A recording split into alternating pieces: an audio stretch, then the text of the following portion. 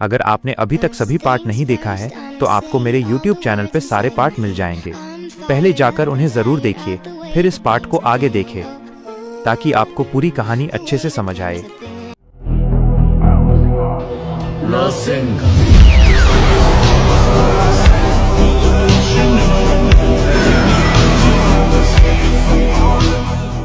मादारा के चेहरे पर एक शैतानी मुस्कान थी। सीलिंग jutsu से बाल बचने के बाद उसने पीछे हटकर ओबितो के साथ हाथ मिलाया। दोनों एक साथ जीडो माजो की विशाल मूर्ति के ऊपर खड़े हो गए। अचानक पूरी धरती कांपने लगी, समुद्र का पानी उफनने लगा और आसमान का रंग गहरा बैंगनी हो गया। जिनवू ने अपनी आंखों से देखा कि वो विशाल मूर्ति फटने लगी और उसके अंदर से एक ऐसी ऊर्जा निकली जिसने हवा के माना को भी दूषित कर दिया। जुबी 10 पूंछों वाला राक्षस जागृत हो चुका था। ये क्या है? नारुतो की आवाज कांप गई। उसके अंदर का क्यूबी कुरामा थर कांप रहा था। जिनवू ने अपने सेंसर स्किल का उपयोग किया, लेकिन उसका दिमाग सुन्न हो गया। ये कोई साधारण दानव नहीं था। इसकी ऊर्जा की कोई सीमा नहीं थी। जिनवू ने अपनी दुनिया में ड्रैगन मोनार्क अंटारेस की शक्ति को महसूस किया था, लेकिन ये कुछ अलग था। ये प्रकृति की तबाही का जीता जागता रूप था। चेतावनी, एक अत्यधिक शक्तिशाली अस्तित्व का पता चला है। खतरे का स्तर मापा नहीं जा सकता। जुबी ने अपनी एक आंख खोली। एक विशाल रिन्ने शारिंगन। उसने सिर्फ एक दहाड़ लगाई और उस ध्वनि तरंग शॉकवेव ने आधे युद्ध क्षेत्र को साफ कर दिया। सैकड़ों निंजा हवा में सूखे पत्तों की तरह उड़ गए। रुको! जिनवू चिल्लाया। उसने तुरंत अपनी रूलर्स अथॉरिटी का उपयोग किया ताकि वो नारुतो और पास के निंजाओं को जमीन पर स्थिर रख सके।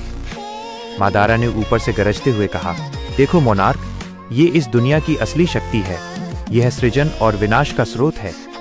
अब तुम्हारी परछाइयां इस विशालता के सामने क्या करेंगी? जुबी ने अपना मुंह खोला और एक बिजुदामा टेल्ड बीस्ट बॉल तैयार करने लगा।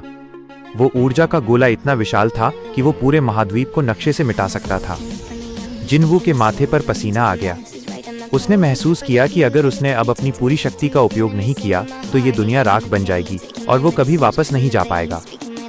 इग्रीस, बर्न्स, टस्क, वापस आओ। जिनवू ने अपनी सभी शैडोज को वापस अपनी परछाई में खींच लिया। नारुतो ने घबराकर पूछा, तुम क्या कर रहे हो? तुम अपनी सेना को वापस क्यों बुला रहे हो? जिनवू ने अपनी आंखें खोली, जिनमें अब एक गहरी काली और बैंगनी चमक थी। छोटी परछाइयां इस पहाड़ को नहीं रोक सकती। अब समय आ गया है कि मैं खुद इस युद्ध का अंत करूं। जिनवू ने अपने सिस्टम के एक प्रतिबंधित हिस्से को छुआ। उसने कभी भी इस आयाम में अपनी पूरी मोनार्क फॉर्म को नहीं खोला था, क्योंकि उसे डर था कि यहाँ का स्थान, स्पेस टाइम उसे संभाल नहीं पाएगा। सिस्टम, ब्लैक हार्ट की पूरी शक्ति को मुक्त करो। जैसे ही जुबी ने अपना बिजुदामा छोड़ा, जिनवू के शरीर से एक इतना विशाल अंधेरा निकला कि उसने दिन को रात में बदल दिया। एक विशाल शैडो जायंट की आकृति जिनवू के चारों ओर बनने लगी। विस्फोट होने ही वाला था कि तभी एपिसोड 16 समाप्त।